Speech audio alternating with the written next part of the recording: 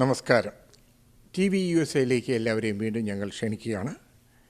വളരെ സന്തോഷകരമായിട്ട് നടന്ന കഴിഞ്ഞ ആഴ്ചയിലെ ടോക്ക് ഷോയിൽ നിന്ന് വളരെ ഫേവറബിളായിട്ടുള്ള മറുപടികൾ, അന്വേഷണങ്ങൾ ഒക്കെ ഞങ്ങൾക്ക് നമ്മുടെ പല മാധ്യമങ്ങളിലൂടെയും അറിയുവാൻ സാധിച്ചു.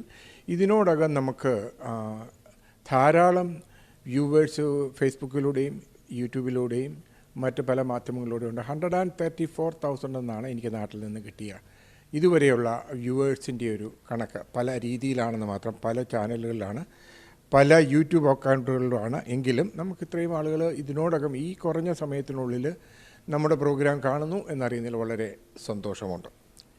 ടോക്ക് ഷോയെപ്പറ്റി പല അഭിപ്രായങ്ങൾ വന്നതിൽ വീണ്ടും ചില താല്പര്യങ്ങൾ ജനങ്ങൾ പലരും, പ്രത്യേകിച്ച് കേരളത്തിലെയും ഗൾഫിലെയും മലയാളികൾ, അമേരിക്കയിലെ കോൺസ്റ്റിറ്റ്യൂഷനെ സംബന്ധിച്ചും അമേരിക്കയിലെ കോൺസ്റ്റിറ്റ്യൂഷനും ഇന്ത്യയിലെ കോൺസ്റ്റിറ്റ്യൂഷനും ഇന്ത്യൻ ബന്ധം എന്നീ സബ്ജക്റ്റുകളെല്ലാം കൂടുതലായിട്ട് അറിയുവാനുള്ള താല്പര്യം പ്രകടിപ്പിക്കുകയുണ്ടായി. അത് ഇന്ന് വീണ്ടും അതേ ചോദ്യങ്ങൾ ഞാൻ ബഹുമാനപ്പെട്ട അറ്റോർണി വിനോദ് ഖേർക്കയോട് ചോദിക്കുകയാണ്.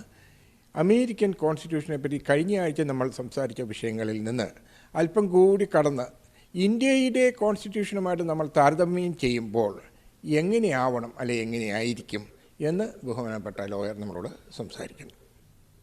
അമേരിക്കയും ഇന്ത്യയും ഒരു ജനാധിപത്യ രാഷ്ട്രങ്ങളാണ്. പക്ഷേ അമേരിക്കയിൽ പ്രസിഡൻഷ്യൽ ഫോം ഓഫ് ഗവൺമെൻറ്റാണ്, നേരെ മറിച്ച് ഇന്ത്യയിൽ പാർലമെൻ്ററി ഡെമോക്രസിയാണ്. അമേരിക്കയിലെ ഭരണാധികാരി പ്രസിഡൻ്റാണ്, നേരെ മറിച്ച് ഇന്ത്യയിലെ ഭരണാധികാരി പ്രധാനമന്ത്രിയാണ്. ഇന്ത്യയിലെ പ്രസിഡൻ്റ് നമ്മളൊക്കെ കളിയാക്കി പറയുന്ന പോലെ ഒരു റബ്ബർ സ്റ്റാമ്പാണ്, ഒരു സെറിമോണിയൽ ഹെഡ് മാത്രമേ ഉള്ളൂ. പക്ഷേ വൈരുദ്ധ്യം എന്ന് പറയട്ടെ, അമേരിക്കൻ പ്രസിഡൻറ്റിനെയും ഇന്ത്യൻ പ്രസിഡൻറ്റിനെയും തിരഞ്ഞെടുക്കുന്നത് ഇലക്ട്രൽ കോളേജാണ്. അമേരിക്കയിലെ 50 സംസ്ഥാനങ്ങളിൽ നിന്ന് തിരഞ്ഞെടുപ്പ് കഴിഞ്ഞിട്ട് ഏത് പാർട്ടിയാണോ ജയിക്കുന്നത് ആ പാർട്ടിയുടെ പ്രതിനിധികളാണ് ജാനുവരി 6-ാം തീയതി വാഷിങ്ടൺ DC-യിൽ കൂടി പുതിയ പ്രസിഡൻറ്റിനെ തിരഞ്ഞെടുക്കുന്നത്. അതുപോലെ തന്നെ ഇന്ത്യൻ പ്രസിഡൻറ്റിനെ തിരഞ്ഞെടുക്കുന്നതും ഇലക്ട്രൽ കോളേജാണ്. ഇന്ത്യയിലെ ഇലക്ട്രൽ കോളേജ് എന്ന് പറയുമ്പോൾ രാജ്യസഭയിലെയും ലോകസഭയിലെയും MP-മാർ കൂടാതെ സംസ്ഥാനങ്ങളിലെ MLA-മാർ അവർ കൂടുന്നതാണ് ഇലക്ട്രൽ കോളേജാണ്. അവരാണ് പ്രസിഡൻറ്റിനെ തിരഞ്ഞെടുക്കുന്നത്. നേരെ മറിച്ച് ഇന്ത്യൻ പ്രധാനമന്ത്രിയെ തിരഞ്ഞെടുക്കുന്നത് ജനങ്ങളാണ്. എങ്ങനെയാണ് ജനങ്ങൾ തിരഞ്ഞെടുക്കുന്നതെന്ന് ചോദിച്ചു കഴിഞ്ഞാൽ, പാർലമെൻറ്റിലേക്ക് ആദ്യം ഇലക്ഷൻ നടക്കുന്നു. എന്നിട്ട് ഭൂരിപക്ഷം കിട്ടുന്ന പാർട്ടിയുടെ നേതാവിനെ പ്രസിഡൻ്റ് ഒരു മന്ത്രിസഭ രൂപീകരിക്കുവാൻ വേണ്ടി ക്ഷണിക്കുന്നു. അതിനു മുമ്പായിട്ട് ഏത് പാർട്ടിക്കാണോ ഭൂരിപക്ഷം കിട്ടിയത് അവർ ഒരു പാർലമെൻ്ററി പാർട്ടി നേതാവിനെ ലീഡർ തിരഞ്ഞെടുക്കുന്നു. അപ്പോൾ ആ പാർലമെൻ്ററി പാർട്ടി ലീഡർ അദ്ദേഹത്തിൻ്റെ ക്യാബിനറ്റ് കൗൺസിൽ ഓഫ് മിനിസ്റ്റേഴ്സ് ആരൊക്കെ ആയിരിക്കണം എന്നുള്ള ഒരു ലിസ്റ്റ് തയ്യാറാക്കിയിട്ട് പ്രസിഡൻറ്റിനെ കാണുന്നു, പ്രസിഡൻറ്റിൻ്റെ ഉപദേശങ്ങൾ തേടുന്നു. പ്രസിഡൻ്റാണ് ഈ കൗൺസിൽ ഓഫ് മിനിസ്റ്റേഴ്സിന് സത്യപ്രതിജ്ഞാ വാചകം ചൊല്ലി അവരെ മന്ത്രിമാരാക്കുന്നത്. അതാണ് പ്രധാനമായിട്ടും അമേരിക്കൻ പ്രസിഡൻഷ്യൽ ഫോം ഓഫ് ഗവൺമെൻറ്റും പാർലമെൻ്ററി ഫോം ഓഫ് ഗവൺമെൻറ്റും തമ്മിലുള്ള വ്യത്യാസം, ഇന്ത്യൻ പാർലമെൻ്ററി ഫോം ഓഫ് ഗവൺമെൻറ്റുമുള്ള വ്യത്യാസം. അതുകൂടാതെ നമുക്ക് 2 സഭകളാണ് ഉള്ളത്. ഒന്ന് രാജ്യസഭ, 2 ലോകസഭ. ലോകസഭയിലേക്കുള്ള മെമ്പർമാരെ നമ്മൾ നേരിട്ട് തിരഞ്ഞെടുക്കുന്നു. അതേസമയം രാജ്യസഭയിലേക്കുള്ള മെമ്പർമാരെ അതത് സംസ്ഥാനങ്ങളിലെ MLA-മാരാണ് തിരഞ്ഞെടുക്കുന്നത്. അമേരിക്കയിൽ ഹൗസ് ഓഫ് റെപ്രസെൻറ്റേറ്റീവ്സ് ആ കോൺഗ്രസ്മെന്നും കൂടാതെ സെനറ്റേഴ്സുമുണ്ട്. അമേരിക്കയുടെ 50 സംസ്ഥാനങ്ങളിൽ നിന്നും 2 സെനറ്റേഴ്സാണ് വാഷിങ്ടണിൽ സേവനം അനുഷ്ഠിക്കുന്നത്. അതുപോലെ ഹൗസ് ഓഫ് റെപ്രസെൻറ്റേറ്റീവ്സ് കോൺഗ്രസ്മെൻ ജനസംഖ്യാ അനുപാതം അനുസരിച്ചാണ് ഓരോ സംസ്ഥാനങ്ങളെ പ്രതിനിധീകരിച്ചുകൊണ്ട് വാഷിങ്ടണിൽ പോകുന്നത്. കോൺഗ്രസ്സിൽ ഹൗസ് ഓഫ് റെപ്രസെൻറ്റേറ്റീവ് 435 പേരെ നമ്മൾ തിരഞ്ഞെടുത്തു വിടുന്നു.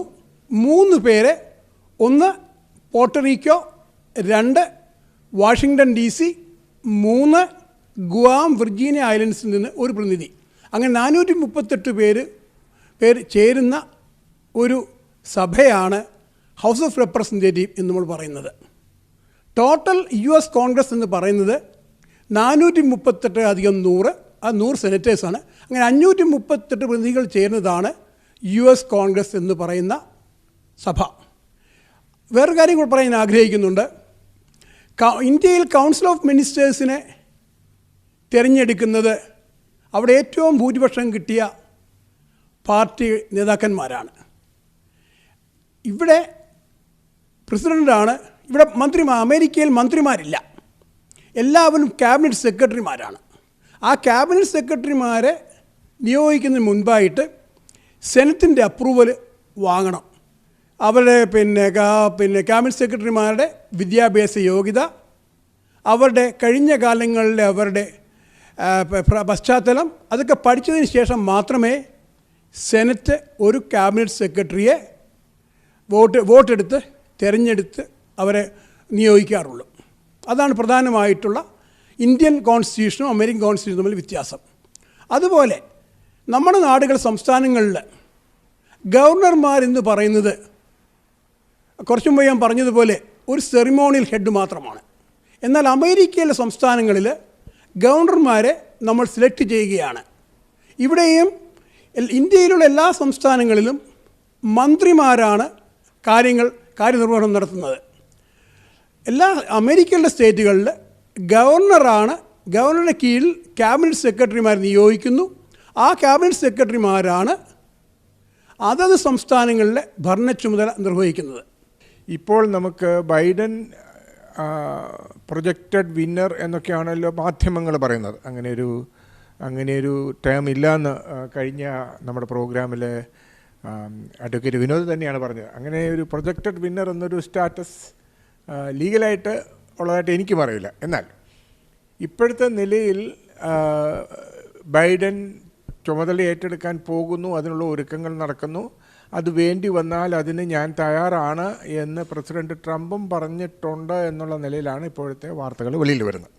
അങ്ങനെയെങ്കിൽ കാര്യങ്ങൾ ശുഭമായി പോകും എന്ന് നമുക്ക് വിശ്വസിക്കാം. എന്നാൽ അതല്ല, പ്രസിഡന്റ് ട്രംപ് നേരെ തിരിച്ചുള്ളൊരു തീരുമാനമെടുക്കുകയാണ്. Regardless of the media's comment, I am not stepping down എന്ന് പ്രസിഡന്റ് ട്രംപ് പറഞ്ഞാൽ എന്തായിരിക്കും പിന്നീടുള്ള നിയമപരമായിട്ടുള്ള നടപടി? അമേരിക്കയിൽ ഇലക്ഷൻ കഴിഞ്ഞിട്ട് ഏകദേശം 21 ദിവസം കഴിയുന്ന ഈ പശ്ചാത്തലത്തിൽ 2021 ജാനുവരി മാസം 20 ഉച്ചയ്ക്ക് 12 മണിക്ക് ആര് സത്യപ്രതിജ്ഞ ചെയ്ത് അടുത്ത 4 വർഷക്കാലം അമേരിക്കയെ മുന്നോട്ട് നയിക്കും എന്നുള്ള ചോദ്യചിഹ്നം എല്ലാവരുടെയും മനസ്സിൽ ഉദിച്ചിരിക്കുന്ന ഈ സമയത്ത് ചോദ്യം വളരെ അർത്ഥവത്താണ്. നവംബർ 3 ഇലക്ഷൻ കഴിഞ്ഞു.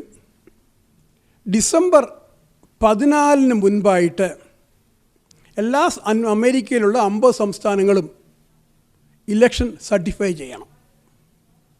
ഡിസംബർ 20 മുൻപായിട്ട് അതത് സംസ്ഥാനങ്ങളിൽ ഇലക്ട്രൽ കോളേജുകൾ കൂടിയിട്ട് അവർ ആരെയാണ് സപ്പോർട്ട് ചെയ്യുന്നത്? ഇപ്പോൾ 2 പ്രസിഡന്റ് കാൻഡിഡേറ്റ്സാണ് ഇവിടെ ഉള്ളത്. ഒന്ന് ജോ ബൈഡനും ഇപ്പോഴത്തെ നിലവിലുള്ള പ്രസിഡന്റ് ഡൊണാൾഡ് ജെ ട്രംപും. ഈ 2 സ്ഥാനാർത്ഥികളിൽ ആരെയാണ് അവർ സപ്പോർട്ട് ചെയ്യുന്നത് എന്ന് ഡിസംബർ 20 എല്ലാ സംസ്ഥാനങ്ങളിലും കൂടുന്ന ഇലക്ട്രൽ കോളേജിൽ നിന്ന് ഒരാളെ നോമിനേറ്റ് ചെയ്യുന്നു. അതിനുശേഷം ആ ബാലറ്റ്സ് നോമിനേഷൻ വാഷിങ്ടൺ DC അത് അവിടെയാണല്ലോ US കോൺഗ്രസിൻ്റെ ആസ്ഥാനം, അവിടത്തേക്ക് അയച്ചു കൊടുക്കുന്നു. ജാനുവരി 3 പുതുതായിട്ട് തിരഞ്ഞെടുത്ത ഹൗസ് ഓഫ് റെപ്രസെൻറ്റേറ്റീവ്സിനെയും അല്ലെങ്കിൽ നമ്മുടെ കോൺഗ്രസ്മെന്മാരെയും സെനറ്റേഴ്സിനെയും സത്യപ്രതിജ്ഞ ചെയ്ത് അവരെ ഉപവിഷ്ടരാക്കുന്നു. ജാനുവരി 6 സെനറ്റും കോൺഗ്രസ്സിലുമുള്ള ആളുകൾ ഒരുമിച്ച് ഒരു ഹാളിൽ ഇരുന്നിട്ട് വൈസ് പ്രസിഡൻറ്റിൻ്റെ അധ്യക്ഷതയിൽ മീറ്റിംഗ് ഇലക്ട്രൽ കോളേജ് കൂടിയിട്ട് അവരാണ് പ്രസിഡൻ്റ് ആരാകണം എന്ന് തീരുമാനിക്കുന്നത്. ഞാൻ കുറച്ചു മുമ്പേ പറഞ്ഞതുപോലെ 538 പേര് ചേരുന്നതാണ് ഇലക്ട്രൽ കോളേജ്.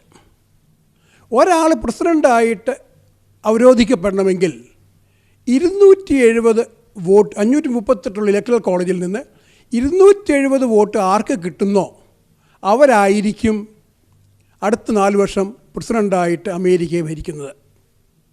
നേരെ മറിച്ച് 270 കിട്ടാതെ വരുന്ന സാഹചര്യത്തിൽ എല്ലാ സംസ്ഥാനങ്ങളിലും ഹൗസ് ഓഫ് റെപ്രസെൻറ്റേറ്റീവ്സ് എന്ന് പറഞ്ഞാൽ എല്ലാ സംസ്ഥാനങ്ങളിലും ഓരോ റെപ്രസെൻറ്റേറ്റീവ്സ് എന്ന് പറഞ്ഞാൽ അമേരിക്കയിലുള്ള 50 സംസ്ഥാനങ്ങളിലുള്ള റെപ്രസെൻറ്റേറ്റീവ്സ് US കോൺഗ്രസ്സിൽ കൂടുകയും അവർ ഒരു പ്രസിഡൻറ്റിനെ തിരഞ്ഞെടുക്കും.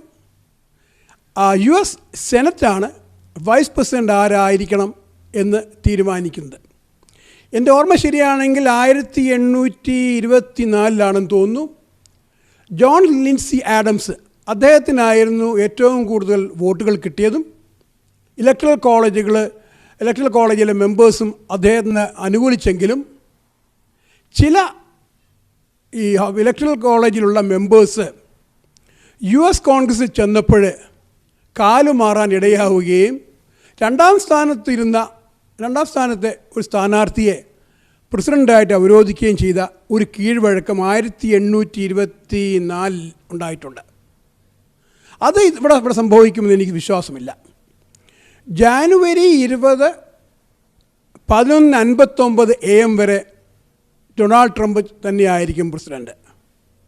ഇപ്പോഴേ വേറെ കാര്യം എനിക്ക് ഇത്തവണ പറയാൻ ആഗ്രഹിക്കുന്നത്, 20 വർഷങ്ങൾക്ക് മുമ്പ് അൽ ഗോറും ജോർജ് ബുഷ് ജൂനിയറുമായിട്ട് ഇതുപോലെ പ്രസിഡന്റ് പദത്തിനു വേണ്ടി ഒരു നിയമയുദ്ധം നടന്നു. അത് അവസാനം US സുപ്രീം കോടതിയിൽ ചെന്നെത്തുകയും അന്ന് ഡിസംബർ 12 മുമ്പേ സംസ്ഥാനങ്ങളിൽ നിന്ന് അവർ വോട്ട് സർട്ടിഫൈ ചെയ്യണമെന്നായിരുന്നു ആ സമയത്തുള്ള നിയമം. പക്ഷേ ഡിസംബർ 16 US സുപ്രീം കോർട്ട് ഗോറിൻ്റെ കേസ്, ഗോറ് ബുഷിനെതിരായിട്ട് കൊടുത്തുള്ള കേസ് തള്ളിക്കൊണ്ട് ബുഷിനെ വിജയിയായിട്ട് പ്രഖ്യാപിച്ചു. 2021 ജാനുവരി 20 പ്രസിഡന്റ് ട്രംപിനെ വൈറ്റ് ഹൗസിൽ നിന്ന് ചവിട്ടിപ്പുറത്താക്കേണ്ട സാഹചര്യം ഉണ്ടാകുമെന്ന് ഞാൻ ഒരിക്കലും കരുതുന്നില്ല. അതിനു മുമ്പേ ഈ നിയമയുദ്ധങ്ങളൊക്കെ അവസാനിച്ച് ആരാണ് പ്രസിഡന്റ് എന്ന് ഒരു വ്യക്തമായ ധാരണയുണ്ടായിരിക്കും. അങ്ങനെ പ്രസിഡൻ്റായിട്ട് തിരഞ്ഞെടുക്കപ്പെടുന്ന ആൾ 2021 ജാനുവരി 20 ഉച്ചയ്ക്ക് 12 മണിക്ക് പ്രസിഡൻ്റായിട്ട് സത്യപ്രതിജ്ഞ ചെയ്ത് അടുത്ത 4 വർഷക്കാലം അമേരിക്കയെ ഭരിക്കുവാൻ തയ്യാറായിരിക്കും. അതുകൊണ്ട് ഈ കഴിഞ്ഞ അടുത്ത 45 ദിവസം നടക്കുന്ന എല്ലാ നിയമയുദ്ധങ്ങളും ജാനുവരി 6 മുമ്പേ തീരുമെന്നുള്ള ശുഭാപ്തി വിശ്വാസക്കാരനാണ് ഞാൻ. അമേരിക്കയിലെ ഇപ്പോഴത്തെ പ്രത്യേക സാഹചര്യത്തിൽ, ഇലക്ഷൻ്റെ പ്രത്യേക പശ്ചാത്തലത്തിൽ അനേക വോട്ടുകൾ ഇപ്പോഴും റീകൗണ്ട് ചെയ്യാനുള്ള ആവശ്യം റിപ്പബ്ലിക്കൻ പാർട്ടി ഉന്നയിച്ചിരിക്കുന്ന ഈ സമയത്ത് പ്രസിഡന്റ് ട്രംപ് സ്ഥാനത്തു നിന്ന് ഒഴിഞ്ഞില്ല എങ്കിൽ എന്തായിരിക്കും പിന്നീടുണ്ടാകാൻ സാധ്യതയുള്ള നടപടികൾ? രാഷ്ട്രീയ അനിശ്ചിതത്വത്തിൻ്റെ നടുവിലിരുന്ന് അമേരിക്ക ഉഴലുന്ന ഈ സാഹചര്യത്തിൽ ചോദ്യകർത്താവിൻ്റെ ചോദ്യം വളരെ അർത്ഥവത്താണ്.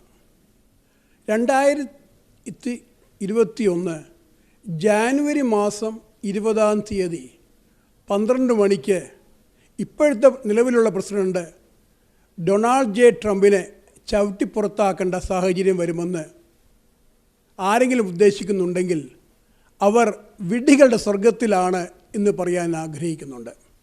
അതിനു മുമ്പേ എല്ലാ സംസ്ഥാനങ്ങളിലും കേസ് നടന്നാലും US സുപ്രീം കോടതിയിൽ കേസ് നടന്നാലും അതിനു മുമ്പേ ഒരു വിധി വന്നിരിക്കും. ആ വിധിയുടെ അടിസ്ഥാനത്തിൽ ആര് ജയിച്ചു എന്ന് കോടതി പ്രഖ്യാപിക്കുന്നു, അദ്ദേഹം വീണ്ടും പറയുന്നു 2021 ജാനുവരി മാസം 20 ഉച്ചയ്ക്ക് 12 മണിക്കുള്ള ശുഭമുഹൂർത്തത്തിൽ അമേരിക്കൻ പ്രസിഡൻ്റായിട്ട് സത്യപ്രതിജ്ഞ ചെയ്ത് ഈ രാജ്യത്തെ അടുത്ത 4 വർഷത്തേക്ക് നയിക്കും എന്നുള്ള കാര്യത്തിൽ യാതൊരു സംശയവുമില്ല. ബൈഡൻ്റെ അടുത്ത സ്റ്റാഫ് മെമ്പേഴ്സിൽ ഒബാമയുടെ കൂടെ ചെയ്തവരാണെന്ന് ഞാൻ കേട്ടിട്ടുണ്ട്. അവരെക്കുറിച്ച് സാറിന് എന്താണ് അഭിപ്രായം? 2008 മുതൽ 2016 വരെ ഒബാമയുടെ ഭരണം നന്നായിരുന്നുവെങ്കിൽ ഒബാമയുടെ സെക്രട്ടറി ഓഫ് സ്റ്റേറ്റ് ആയിരുന്ന മിസിസ് ഹിലരി ക്ലിൻ്റന് ദയനീയമായ പരാജയം ട്രംപിൽ നിന്ന് ഉണ്ടാവുമായിരുന്നില്ല. അതിലുപരിയായിട്ട് ജോ ബൈഡൻ അടുത്ത 4 വർഷത്തേക്ക് തിരഞ്ഞെടുത്ത അദ്ദേഹത്തിൻ്റെ ക്യാബിനറ്റ് സെക്രട്ടറിമാർ പലരും തഴക്കവും പഴക്കവുമുള്ളവരാണെങ്കിൽ കൂടിയും നമ്മുടെ മലയാള ഭാഷയിൽ പറഞ്ഞ താപ്പാനകളാണ്. അതിനകത്ത് ഒരാൾ ജോൺ കെറി അദ്ദേഹം സെക്രട്ടറി ഓഫ് സ്റ്റേറ്റ് ആയിരുന്നു. ഒബാമയുടെ 2ാം ഊഴത്തിൽ ജോൺ കെറി ആയിരുന്നു സെക്രട്ടറി ഓഫ് സ്റ്റേറ്റ്. അദ്ദേഹമായിരുന്നു ഇറാൻ ഡീൽ നെഗോഷിയേറ്റ് ചെയ്തത്. അതുപോലെ ഫ്രാൻസിൽ പോയിട്ട് ക്ലൈമറ്റ് എഗ്രിമെൻ്റ് ഉണ്ടാക്കിയതും അദ്ദേഹമായിരുന്നു. നമുക്കറിയാം ഏകദേശം $5 ബില്യൺ അന്ന് ക്ലൈമറ്റ് കൺട്രോളിന് വേണ്ടി പാരീസ് അക്കോർഡിന് വേണ്ടി അമേരിക്ക വാഗ്ദാനം ചെയ്തത്. ആ പാരീസ് അക്കോർഡിൽ 5 ലോകരാഷ്ട്രങ്ങൾ ജപ്പാൻ, ബ്രിട്ടൻ, അമേരിക്ക തുടങ്ങിയ 5 രാഷ്ട്രങ്ങൾ മാത്രമാണ് ഈ പാരീസ് അക്കോർഡിന് വേണ്ടി സാമ്പത്തിക സഹായം വാഗ്ദാനം ചെയ്തത്. മറ്റുള്ള രാഷ്ട്രങ്ങൾ അവർ പാരീസ് അക്കോർഡിൽ ഒപ്പിട്ടെങ്കിലും അവർക്ക് യാതൊരുവിധമായ സാമ്പത്തിക ബാധ്യതയുമില്ല. അതുമാത്രമല്ല, ലോകരാഷ്ട്രങ്ങളെ ഇന്ന് കിടുകിട വിറപ്പിക്കുന്ന ചൈന അവരടുത്ത 13 വർഷക്കാലത്തേക്ക് അവർ എന്ത് ചെയ്താലും അവരെ ആരും ചോദിക്കത്തില്ല. അവർ സാമ്പത്തികമായിട്ട് അവർക്ക് യാതൊരു വിധമായ കമ്മിറ്റ്മെൻറ്റുമില്ല. അപ്പം ആ അക്കോർഡ് അമേരിക്കൻ ജനതയ്ക്ക് ഒരു കാരണവശാലും മുന്നോട്ട് കൊണ്ടുപോകാൻ സാധിക്കുകയില്ല എന്ന് മനസ്സിലാക്കിയതിൻ്റെ അടിസ്ഥാനത്തിലാണ് ഡൊണാൾഡ് ജെ ട്രംപ് പാരീസ് അക്കോർഡിൽ നിന്ന് ഈ ക്ലൈമറ്റ് കൺട്രോൾ പാരീസ് അക്കോർഡിൽ നിന്ന് പിൻവലിച്ചത്.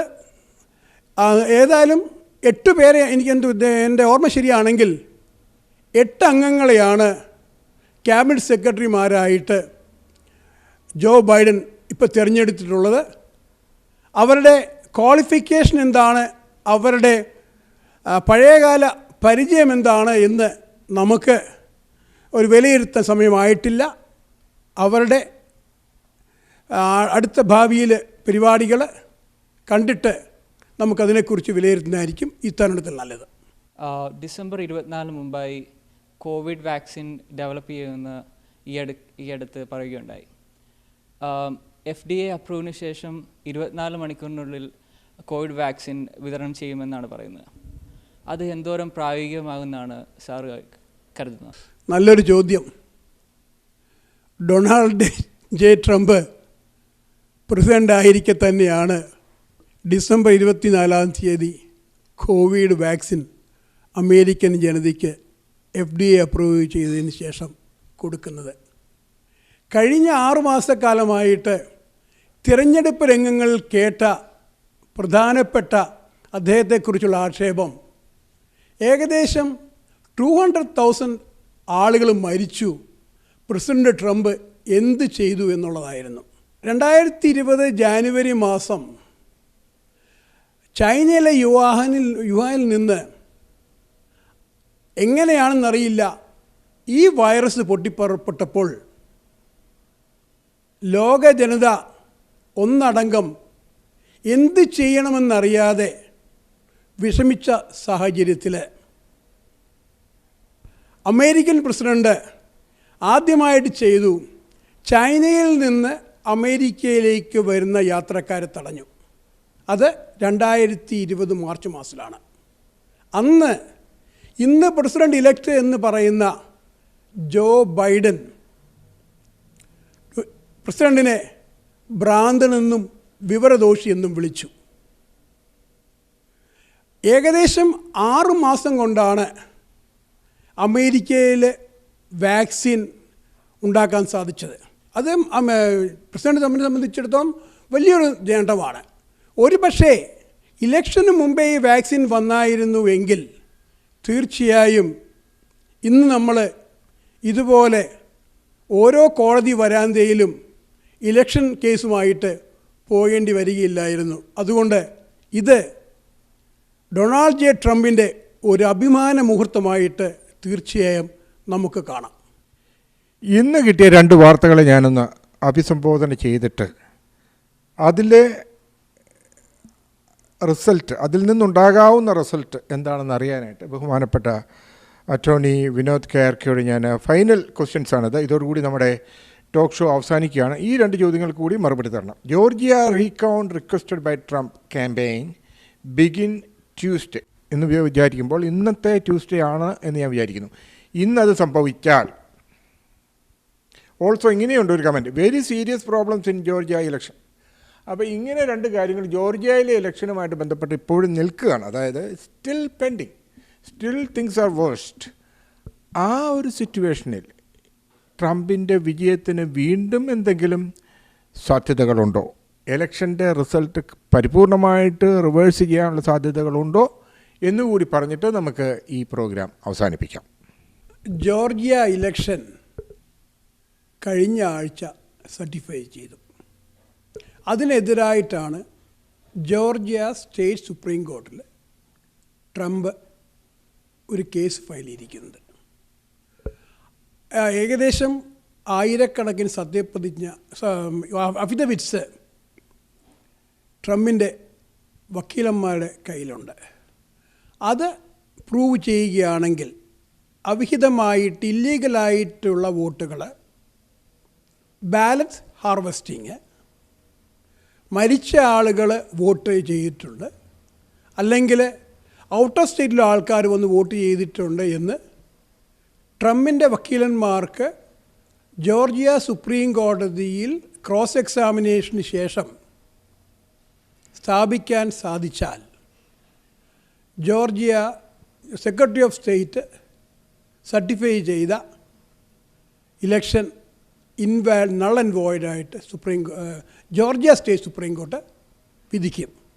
അഥവാ ട്രംപിൻ്റെ അഭിഭാഷകർ അവിടെ വിജയിച്ചില്ലെന്നിരിക്കട്ടെ, അതിനെതിരായിട്ട് അപ്പീൽ കൊടുക്കാൻ വേണ്ടി US സുപ്രീം കോർട്ടിൽ കഴിയും.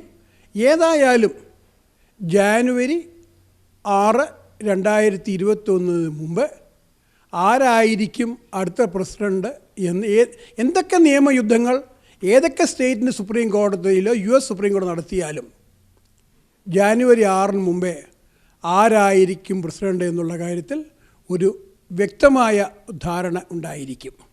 ഒരു കാര്യം കൂടെ ഞാൻ പറയാൻ ആഗ്രഹിക്കുന്നുണ്ട്. 1993 പ്രസിഡന്റ് ബിൽ ക്ലിൻ്റൺ, അദ്ദേഹത്തിൻ്റെ അന്ന് US കോൺഗ്രസും സെനറ്റും ഭരിച്ചിരുന്നത് ഡെമോക്രാറ്റ്സ് ആയിരുന്നു, അവർക്കായിരുന്നു ഭൂരിപക്ഷം ഉണ്ടായിരുന്നത്, ഒരു ആക്ട് കൊണ്ടുവന്നു, നാഷണൽ വോട്ട് രജിസ്ട്രേഷൻ ആക്ട്. അതനുസരിച്ച് ആർക്ക് വേണമെങ്കിലും വോട്ട് രജിസ്റ്റർ ചെയ്യാം. അതിന് യാതൊരു ID-യും നമുക്ക് കാണിക്കണ്ട, ID ചോദിക്കാൻ സാധിക്കില്ല. നമുക്കറിയാം കാലിഫോർണിയയിലും ഇപ്പോൾ ന്യൂയോർക്കിൽ പോലും ഇല്ലീഗൽ ഏലിയൻസിന് പോലും department of motor vehicles drivers license കൊടുക്കുന്നുണ്ട്. പക്ഷേ അവർ ഒരു ഫെഡറൽ സംവിധാനത്തിൽ വോട്ട് ചെയ്യണമെങ്കിൽ US സിറ്റിസൻസ് ആയിരിക്കണം. അപ്പോൾ വെറും ഒരു ID-യുടെ അത് ലീഗലായിട്ടുള്ള ആളുകളാണെങ്കിലും ഇല്ലീഗലായിട്ടുള്ള ആളുകളാണെങ്കിലും വോട്ട് ചെയ്യാൻ ആരൊക്കെ വോട്ട് ചെയ്തു എന്ന് പരിശോധിക്കുവാനുള്ള സംവിധാനം അമേരിക്കയില്ല. മറ്റൊരു കാര്യം, ഇന്ത്യയിൽ എല്ലാ വോട്ട് ചെയ്യുന്ന ആളുകൾക്കും ഒരു വോട്ടേഴ്സ് ID ഉണ്ട്. നമ്മളെല്ലാം നാട്ടിൽ നിന്ന് വന്ന ആളുകളാണ്. നമുക്കറിയാം, നമ്മൾ നാട്ടിൽ ചെന്നിട്ട് നമ്മുടെ ഒരു ഇലക്ഷൻ ബൂത്തിൽ വോട്ട് ചെയ്യുന്ന അവസരത്തിൽ എല്ലാ പാർട്ടികളെയും പ്രതിനിധാനം ചെയ്തുകൊണ്ടുള്ള ഈ പോളിംഗ് ഏജൻറ്റ്സ് ഉണ്ട്. അവർക്ക് നമ്മൾ വോട്ട് ചെയ്യാൻ ചെല്ലുമ്പോൾ നമ്മുടെ വോട്ട് ചെയ്യാനുള്ള അവകാശത്തെ ചലഞ്ച് ചെയ്യാനുള്ള അവകാശമുണ്ട്. ഇവിടെ അങ്ങനെ യാതൊരു സംവിധാനവുമില്ല. ലീഗലാണെങ്കിലും ഇല്ലീഗലാണെങ്കിലും ID ഉണ്ടെങ്കിലും ഇല്ലെങ്കിലും ആരുടെ പേരിലും പോയി വോട്ട് ചെയ്യാം എന്നുള്ള ആ ദയനീയമായ ഒരു അമേരിക്കൻ വോട്ടിംഗ് സിസ്റ്റത്തിൻ്റെ പരാജയമാണ് ഈ 2020 നവംബർ മാസം 3-ാം തീയതി നടന്ന ഇലക്ഷൻ്റെ ആകത്തുക. ഇത് റിപ്പബ്ലിക്കൻ ജയിക്കുന്നു, ഡെമോക്രാറ്റിക് പാർട്ടി ജയിക്കുന്നു എന്നുള്ള ക്വസ്റ്റ്യനല്ല. ഇലക്ഷൻ സുതാര്യമായിട്ട് നടത്തണം, അതിൻ്റെ ലെജിറ്റിമസി നല്ല രീതിയിൽ മുന്നോട്ട് കൊണ്ടുപോകണം എന്ന് ആഗ്രഹിക്കുന്ന അമേരിക്കൻ ജനത ആദ്യമായിട്ട് ചെയ്യേണ്ടത് ഇത് നല്ല രീതിയിൽ കൊണ്ടുപോകണമെന്ന് ആഗ്രഹമുണ്ട് എങ്കിൽ ഇല്ലീഗലായിട്ട് ആരൊക്കെ വോട്ട് ചെയ്തിട്ടുണ്ട് എന്ന് മനസ്സിലാക്കിക്കൊണ്ട് ഇലക്ഷൻ അധികൃതരെ അറിയിക്കേണ്ടത് അത്യാവശ്യമാണ്. അല്ലെങ്കിൽ ഇനിയും പല തിരഞ്ഞെടുപ്പ് യുദ്ധങ്ങളും ഉണ്ടാകും എന്നുള്ള കാര്യം യാഥാർത്ഥ്യമായി തീരുന്നു. ഇത്രയും നേരം നാം അമേരിക്കൻ ഇലക്ഷനെ പറ്റിയും കോൺസ്റ്റിറ്റ്യൂഷനെ പറ്റിയും അമേരിക്കൻ കോൺസ്റ്റിറ്റ്യൂഷനും ഇന്ത്യൻ കോൺസ്റ്റിറ്റ്യൂഷനും തമ്മിലുള്ള താരതമ്യ പഠനം, ഇലക്ഷനിലെ കാര്യങ്ങളിൽ ഈ രണ്ട് രാജ്യങ്ങളും തമ്മിലുള്ള താരതമ്യങ്ങൾ, ഇത്രയും കാര്യങ്ങളാണ് വിനോദ് കെയർക്കെ എന്ന നമ്മുടെ പ്രമുഖ അറ്റോർണി നമ്മളോട് വിശദീകരിച്ച് മനസ്സിലാക്കി തന്നത്. ഈ പ്രോഗ്രാം ഞാൻ ക്ലോസ് ചെയ്യുന്നതിന് മുമ്പ് 1-2 വ്യക്തിപരമായിട്ട് എനിക്ക് ഹൃദയത്തിൽ വന്ന ചില ആശയങ്ങൾ, താല്പര്യങ്ങൾ ഒന്ന് പങ്കുവെക്കുകയാണ്. അമേരിക്ക എന്ന ദേശം പലരും കനാൻ ദേശം, സ്വപ്നം കണ്ടിരുന്ന ദേശം എന്നൊക്കെ പറഞ്ഞിരുന്നൊരു കാലഘട്ടം ഉണ്ടായിരുന്നു. കെന്നഡി മുതൽ ഇതുവരെയുള്ള കാലഘട്ടങ്ങൾ എനിക്ക് നല്ല ഓർമ്മയാണ്. സ്കൂളിൽ പഠിച്ചിരുന്ന കാലഘട്ടത്തിൽ പാൽപ്പൊടിയും അമേരിക്കയിൽ നിന്ന് വരുന്ന ഗോതമ്പും ഒക്കെ അനുഭവിക്കാൻ അന്ന് എനിക്ക് ചുറ്റുമുള്ളവർക്ക് വരെയും സൗഭാഗ്യമുണ്ടായതിനെ ഓർത്ത് എനിക്ക് ഇന്നും അമേരിക്കയെ ഓർക്കുമ്പോൾ വളരെ വളരെ റെസ്പെക്റ്റുള്ള ഒരു ദേശമാണ്. ഞാൻ അമേരിക്കയിൽ വന്നിട്ട് 37 വർഷം കഴിഞ്ഞു. വളരെ സന്തോഷകരമായൊരു ജീവിതം ഈ ദേശം തന്നു.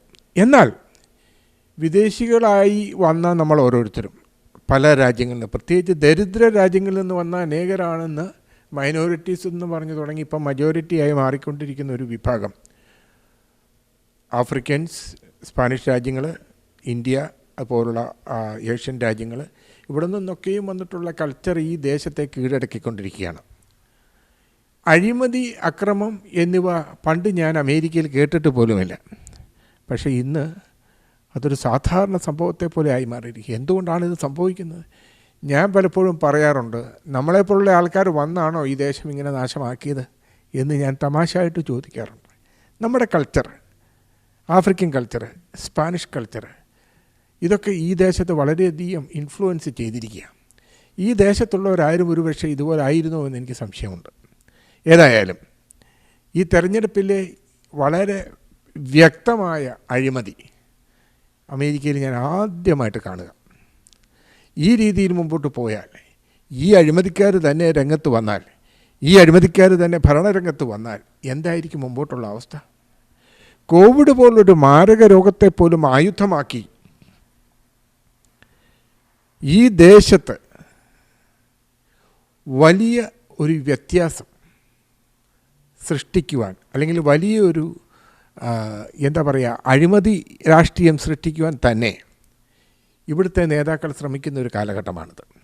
ഞാൻ കഴിഞ്ഞ ടോക്ക് ഷോയിൽ സൂചിപ്പിച്ച പോലെ വുഹാനിൽ നിന്ന് വന്ന ഈ ചൈനീസ് വൈറസ് അതെങ്ങനെ എത്തി, എങ്ങനെ ട്രംപിൻ്റെ ഇലക്ഷന് മുമ്പ് ട്രംപ് പ്രസിഡൻ്റ് ആകുമോ എന്ന് സംശയം തോന്നുന്നതിന് മുമ്പ് അതെങ്ങനെ രംഗപ്രവേശം ചെയ്തു, ചിന്തിക്കേണ്ട ഒരു വിഷയമാണ്. ഇത് അമേരിക്കയ്ക്ക് വേണ്ടിയോ ട്രംപിന് വേണ്ടിയോ, ട്രംപിൻ്റെ ഫാമിലിയെ വരെ ഈ ചൈനീസ് വൈറസ് ആക്രമിച്ചു എന്ന് പറയുമ്പോൾ അത് മനസ്സിൽ പ്ലാൻ ചെയ്തൊരു പൂർണ്ണമായി വിജയിച്ചു എന്ന് തന്നെയാണ് ഞാൻ മനസ്സിലാക്കുന്നത്. ട്രംപിനെ നശിപ്പിക്കുവാൻ, ഈ ദേശത്തെ റിപ്പബ്ലിക്കൻസിനെ നശിപ്പിക്കാൻ വേണ്ടിയാണോ ചൈനീസ് വൈറസിനെ കൊണ്ടുവന്നത്? എങ്കിൽ ഒരു പരിധി വരെ അവർക്കത് സാധിച്ചു എന്ന് പറയുന്നതിൽ തീർച്ചയായിട്ടും സങ്കടമുണ്ട്, അതങ്ങനെ പറയേണ്ടി വരുന്നതിൽ. കാരണം ഈ വൈറസും ഈ രോഗവും ഒന്നുമല്ല നമ്മുടെ അക്രമ പ്രവർത്തനത്തിന് മാധ്യമമായി ഉപയോഗിക്കേണ്ടത്. അതല്ല, കഴിവ് കൊണ്ട്, എളിമ കൊണ്ട്, പ്രവർത്തനം കൊണ്ട് ദേശത്തെ നേടുക ശ്രമിക്കുക. അതാണ് പ്രസിഡന്റ് ട്രംപ് ചെയ്തത്. അദ്ദേഹം തിരിച്ചു വരാൻ ഈ ദേശത്തുള്ളവർ, ഈ ലോകത്തുള്ളവർ, ഈ പ്രോഗ്രാം കാണുന്നവർ പ്രാർത്ഥിച്ച് അദ്ദേഹത്തെ തിരിച്ചു മടക്കി ദേശത്ത് കൊണ്ടുവരണം. വീണ്ടും 4 വർഷം കൂടി അമേരിക്കയിലുള്ള ജനങ്ങൾക്ക് പ്രസിഡന്റ് ട്രംപ് എന്ന് പറയുവാനുള്ള ഭാഗ്യം ഉണ്ടാകട്ടെ എന്ന് ആശംസിച്ച് ഈ ടോക്ക് ഷോ ഇവിടെ അവസാനിക്കുക.